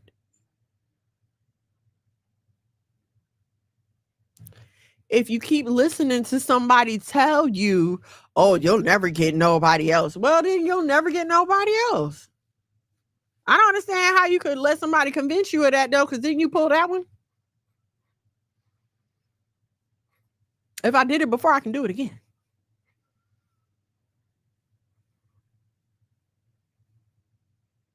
Even more so than a personal reputation, you know when your spidey senses are tingling about a man.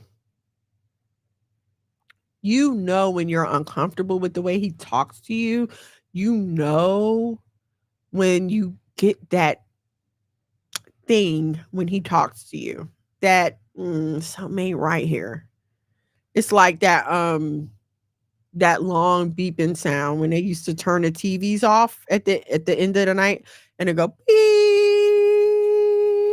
It's like that sound when you talk to him. There's no peace. There's no comfort. He disturbs your soul. That is not excitement. That is not infatuation. That is not love. That is a warning. That, oh, all the bubbles. And you ever think that might just be anxiety and not love?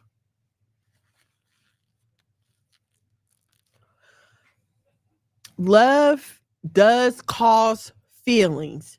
Yes, there is a chemical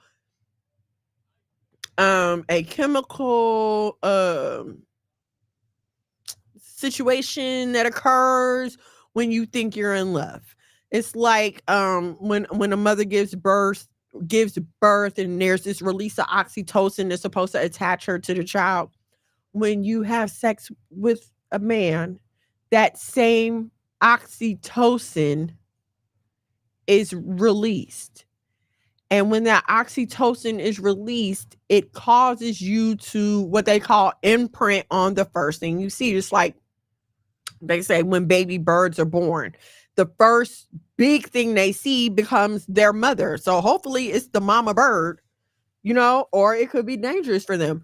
Well, when you lay down with a man and you release that oxytocin, the first thing you see is what you're going to latch onto.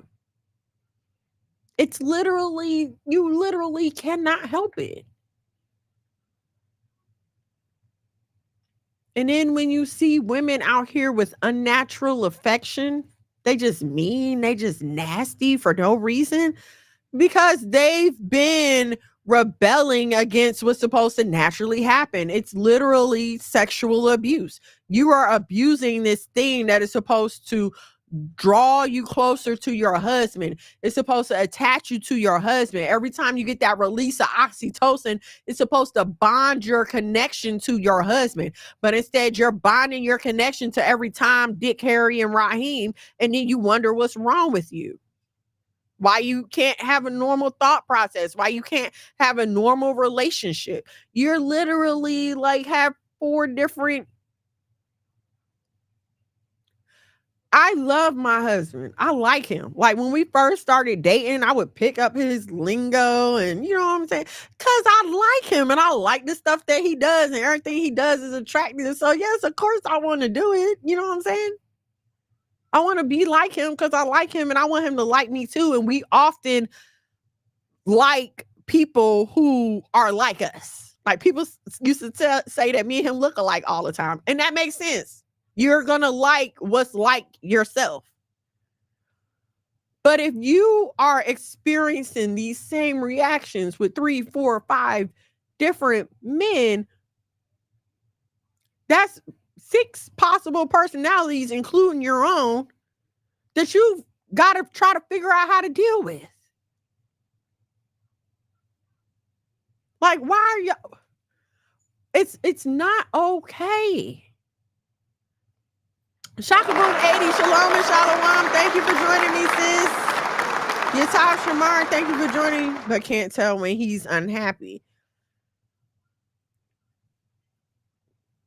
Y'all, we know when y'all are unhappy. A woman knows when a man is unhappy, okay? We just be in denial. We just be in denial because we want you to love us like we love you and we want you to like us like we like you. And even though we know that it's clear from the behavior. You understand what I'm saying? I don't know how deep in denial some of y'all, but it's clear from the behavior that he don't like you. Everybody else around you can tell that he don't like you, but you just refuse to accept it. No, you know when he's unhappy. And so when he starts to cheat, why is it a surprise? Okay. Look at you all, Katie's talking about your husband. Yes, because listen. We can close this on a positive note.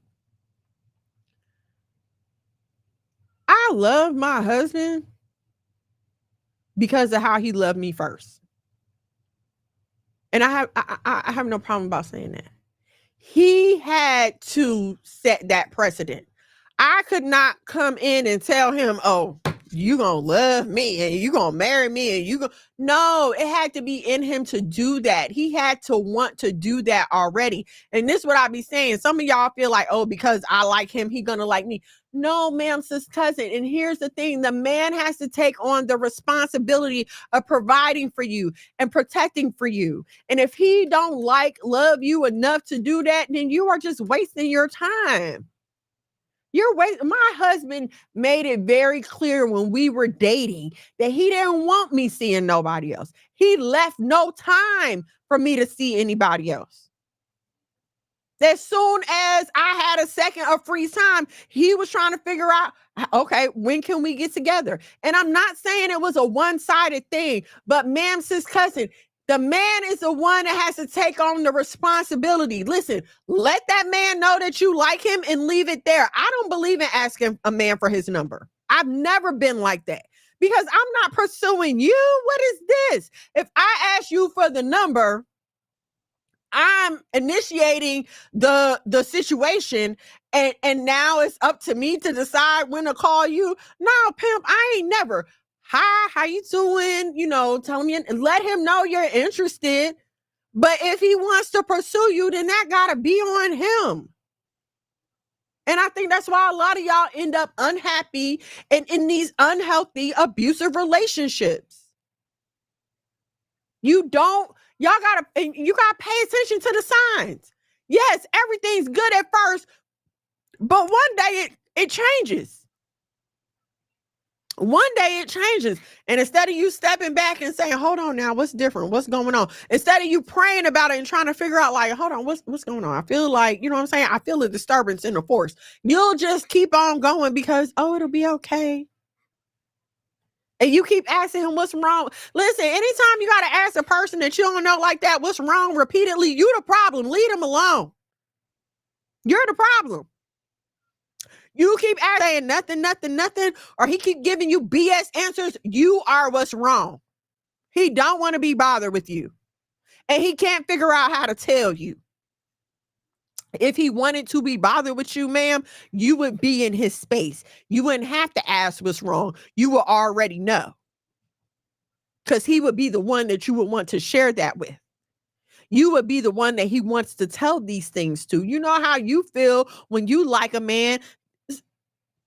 Yeah, we different, but some of those things are the same. If you're my favorite person, you're my favorite person. If you're that man's favorite person, you're going to know you're his favorite person. There ain't going to be no secrets. When we first started dating, we both handed our phones over like, here's the passwords, here's everything. You can have it all. You can see it all. Because I want to be open and honest with you. I don't want to start this on the wrong foot. So here, please have everything.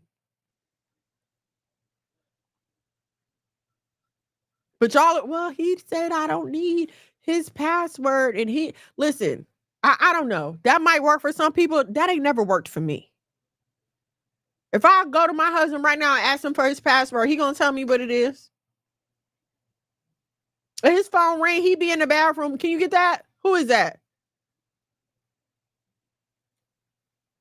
But y'all will sit around and let a man tell you, oh, I need my privacy and that ain't none of your business. And if he want that much privacy, then babe, you are not the one. The one that he's trying to keep you from finding out about, she's the one. The one that keep calling while y'all together, she the one. Cause she's disturbing your time with him. You don't disturb her time with him. What's up, Atticus and Paxton, ladies and gentlemen? Oh, Paxton, you did it. You stayed up. All right. So listen, y'all, I just want y'all to want better for yourselves. I want y'all to, can you go close that door, please? I want y'all to want better for yourselves and to do better for yourself. And I know it's hard work. Look, girl, already. Can I have my water all up on my new cup? Atticus and no teeth. What'd that say? What'd that say? Handsome. Say hey to Auntie Angelina. Nephews. That's nephews. Atticus is all in my water, sis. And you know he ain't got no front teeth. Smile, show the people you ain't got no front teeth. You know he ain't got no front teeth, so he be back washing and stuff. I can't deal with it. But like, please hear my heart, y'all. Like, I love you guys. I care. What happened to you? Like, I'm not just, can you please stop drinking my water? Y'all been upstairs with water all the time. I want you to have and experience the same level of happiness that me and my happily married friends have. Like, I want that for each and every one of y'all. But you cannot get that any old kind of way. I'm not saying there is an exact recipe, but there are steps that have to be taken.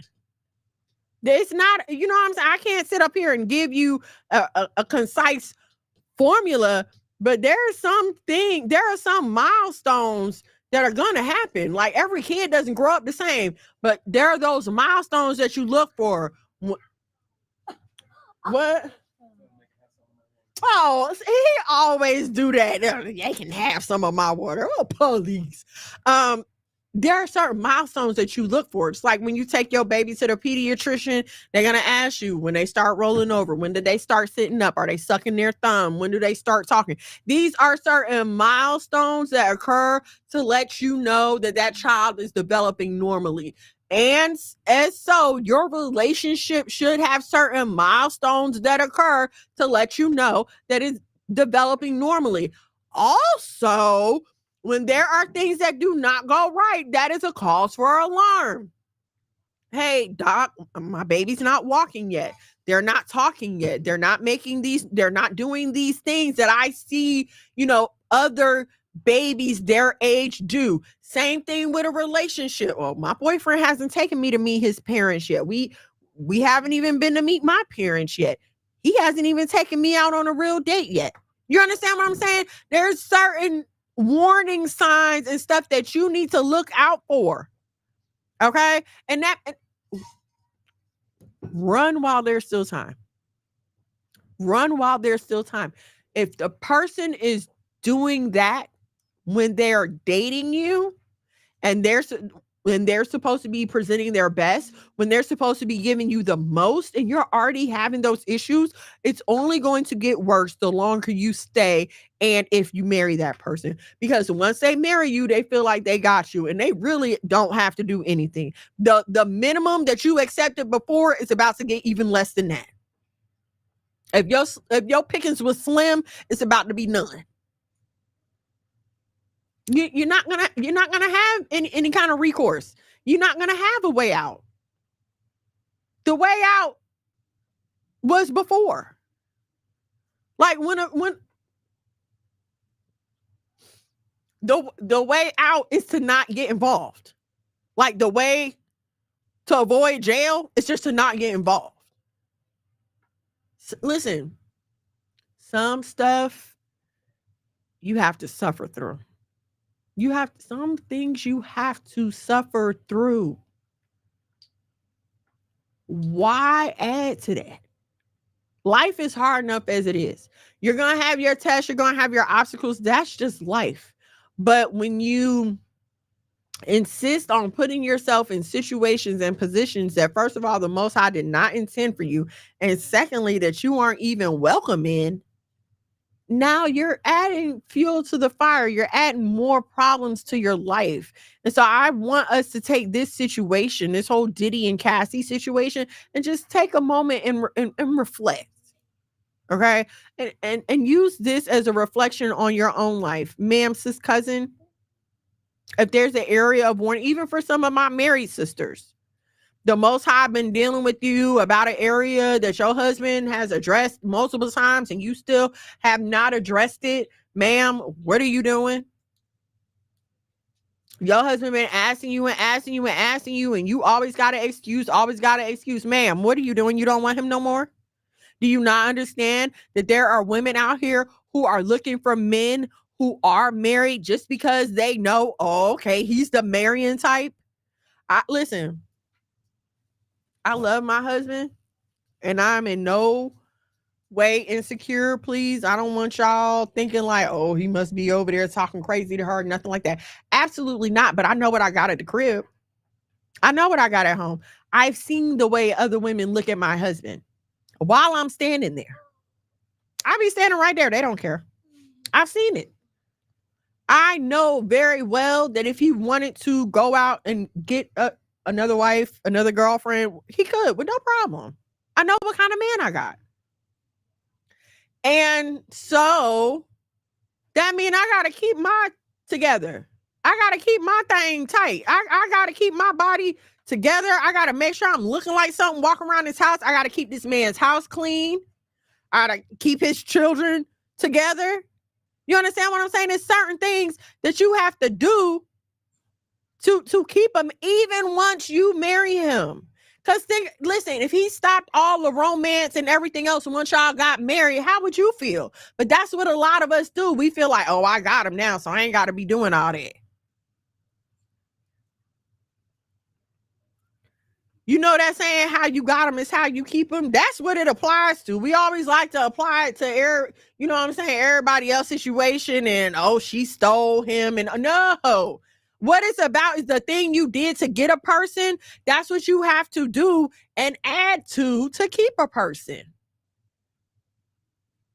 You should be investing more, okay? All them little tricks flying off the chandeliers and stuff that you used to do while y'all was saying, well, baby, when you get married, you don't have to step that up and install a trapeze bar or something. No, you don't get lax. You don't be like, oh, well, I got you now. You can't go nowhere. No, you got to step it up even more. Because now it's yours. You don't want... You have to keep the ball. I don't know the person who runs the ball down the football field. I don't know what they're called, but when I see them doing it, I'm horrible with sports. But when I see them doing it, they had a ball tucked in their arm and they running fast to protect that ball. That's how you got to treat your husband. You protecting your husband from all these hoes out here that's trying to get to him. Don't fumble.